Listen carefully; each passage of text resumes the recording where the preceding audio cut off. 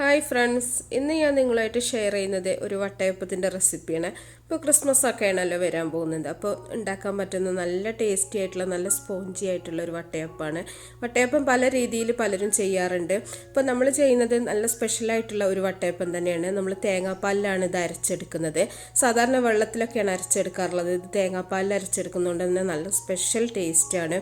അപ്പോൾ എല്ലാവർക്കും ഉണ്ടാക്കി നോക്കാൻ പറ്റുന്ന നല്ലൊരു റെസിപ്പിയാണ്. അപ്പോൾ നമുക്ക് ഈ വട്ടയപ്പം എങ്ങനെ റെഡിയാക്കുന്നത് നോക്കാം. ആദ്യം തന്നെ 2 കപ്പ് അരി വെള്ളത്തിലിട്ട് കുതിർത്ത് വെച്ചതിന് ശേഷം കഴുകി വാരി എടുത്തിട്ടുള്ളതാണ്. ഇതിലേക്ക് 1 കപ്പ് ചിരകിയ തേങ്ങയാണ് വേണ്ടത്. 2 കപ്പ് അരിക്ക് 1 കപ്പ് തേങ്ങ എടുക്കുക കേട്ടോ. ഒരു 1/4 കപ്പ് പഞ്ചസാര എടുത്തിട്ടുണ്ട്. ഇത് 1 കപ്പ് വരെ നിങ്ങൾക്ക് എടുക്കാം.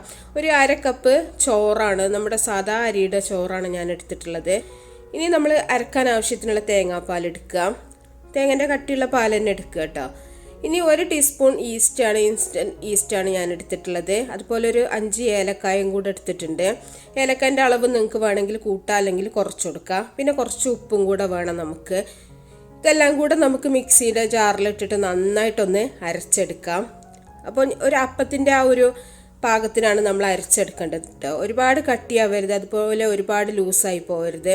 നന്നായിട്ട് തന്നെ അരച്ചെടുക്കുക. ഒരു തുള്ളി വെള്ളം പോലും ഞാൻ ചേർത്തിട്ടില്ല, തേങ്ങാപ്പാലാണ് അരച്ചെടുത്തിട്ടുള്ളത്. ഇനി ഇത് നമ്മൾ അടച്ചു വെച്ചിട്ട് ഒരു 5-6 മണിക്കൂറെങ്കിലും നമ്മൾ ഈ മാവ് റെസ്റ്റ് ചെയ്യാനായിട്ട് വെക്കണം. എന്നാലേ നല്ല രീതിയിൽ പൊങ്ങി വരുള്ളൂ.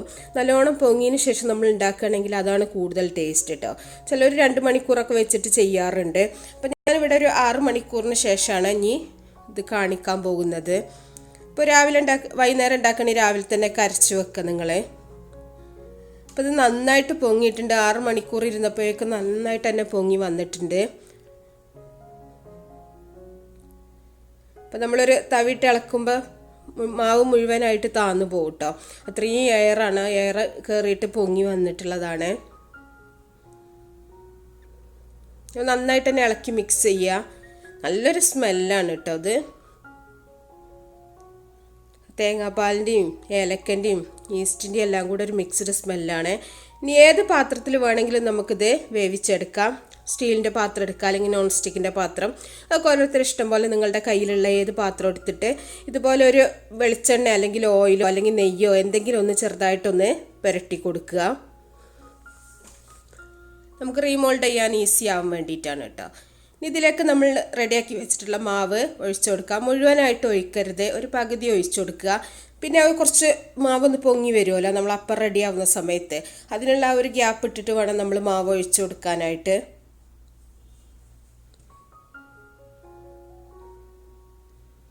അപ്പോൾ ഞാൻ ഈ 3 പാത്രത്തിലേക്കും നിറച്ച് കൊടുത്തിട്ടുണ്ട്. ഇനി ഇത് നമ്മൾ ആവിക്ക് വേവിച്ച് കൊടുക്കണം. ഒരു പാത്രത്തിൽ വെള്ളം വെച്ചിട്ട് എന്തെങ്കിലും ഒരു തട്ട് വെച്ച് കൊടുക്കുക.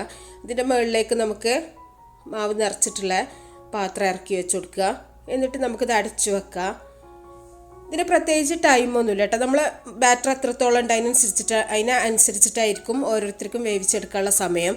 ഇപ്പോൾ കുറച്ച് കട്ടിയിൽ മാവ് വയ്ക്കണമെങ്കിൽ കുറച്ച് ഒരു 10, 15, 20 മിനിറ്റൊക്കെ എന്തായാലും വേണ്ടി വരും. വളരെ കട്ടിയിലാണെങ്കിൽ ഒരു അരമണിക്കൂർ എന്തായാലും വേണ്ടി വരും. അപ്പോൾ ഇത് വെന്തിട്ടുണ്ട് കേട്ടോ. ഒരു ടൂത്ത് പിക്ക് എന്തെങ്കിലും വെച്ചിട്ടൊന്ന് കുത്തി നോക്കുക. അപ്പോൾ ഈ മാവൊന്നൊരു പകുതി സെറ്റ് ആകുമ്പോൾ നമ്മൾ എന്തെങ്കിലും നട്ട്സൊക്കെ നമുക്ക് ഇഷ്ടമുണ്ടെങ്കിൽ ഇട്ട് കൊടുക്കുക. ഇനി ഇട്ട് കൊടുത്തില്ലെങ്കിലും കുഴപ്പമൊന്നുമില്ല.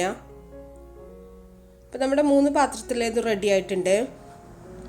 അപ്പോൾ ഞാൻ ചെറിയ പാത്രത്തിൽ കുറേശ്ശെ മാവ് ഒഴിച്ചതുകൊണ്ട് തന്നെ എനിക്ക് വളരെ പെട്ടെന്ന് തന്നെ റെഡിയായി കിട്ടിയിട്ടുണ്ട് കേട്ടോ. നിങ്ങൾ കട്ടിയിൽ ഒഴിക്കണമെങ്കിൽ എന്തായാലും ഒരു അരമണിക്കൂർ എന്തായാലും വേണ്ടി വരും. പിന്നെ മാവ് നന്നായിട്ട് പൊങ്ങി വന്നുകൊണ്ട് തന്നെ പെട്ടെന്ന് തന്നെ വെന്ത് കിട്ടും കേട്ടോ. ഇത് നന്നായിട്ട് തണുത്തതിന് ശേഷം വേണം നമ്മളിത് റീമോൾഡ് ചെയ്യാൻ, ഇല്ലെങ്കിൽ അതിൻ്റെ ആ ഒരു സൈഡൊക്കെ പൊട്ടിപ്പോവും. ഇതിപ്പോൾ ഞാൻ കാണിക്കാൻ വേണ്ടിയിട്ട് നന്നായിട്ട് തണുക്കാനൊന്നും വെച്ചിട്ടില്ല. പെട്ടെന്ന് തന്നെ ഞാൻ റീമോൾഡ് ചെയ്തിട്ടുണ്ട്.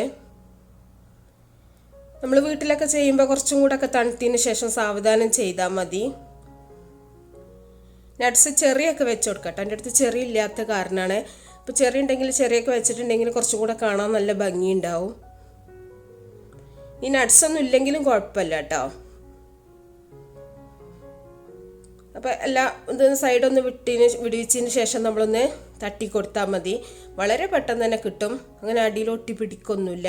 അപ്പോൾ എല്ലാവരും ഉണ്ടാക്കി നോക്കുക കേട്ടോ. നല്ല ടേസ്റ്റാണ്. ഇപ്പോൾ ക്രിസ്മസ് സെലിബ്രേറ്റ് ചെയ്യുന്നവർ ക്രിസ്മസിൻ്റെ അന്നൊക്കെ ഉണ്ടാക്കുക, അല്ലാത്തവർ ഈവനിങ് സ്നാക്കൊക്കെ ആയിട്ട് ഉണ്ടാക്കി നോക്കുക. ഇത് ചിലരൊക്കെ കറിയുടെ കൂടെയൊക്കെ കഴിക്കാറുണ്ട്, ചിക്കൻ കറീൻ്റെ കൂടെയൊക്കെ. എനിക്ക് തോന്നുന്നത് തേങ്ങാപ്പാലിൻ്റെ കൂടെയൊക്കെ കഴിക്കുകയാണെങ്കിൽ സൂപ്പർ ടേസ്റ്റാണ് കേട്ടോ. അപ്പോൾ അതൊക്കെ ഓരോരുത്തർ ഇഷ്ടമാണ്, കോമ്പിനേഷനൊക്കെ നമ്മളാണ് തീരുമാനിക്കേണ്ടത്. അപ്പോൾ നല്ല സോഫ്റ്റാണ്, നല്ല സ്പോഞ്ചി ആയിട്ടുള്ള ഒരു വട്ടയപ്പമാണ്. അപ്പോൾ നിങ്ങൾ ഉണ്ടാക്കി നോക്കിയിട്ട് അഭിപ്രായങ്ങളൊക്കെ അറിയിക്കുക.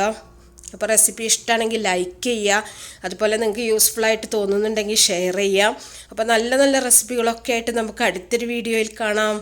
Okay, by.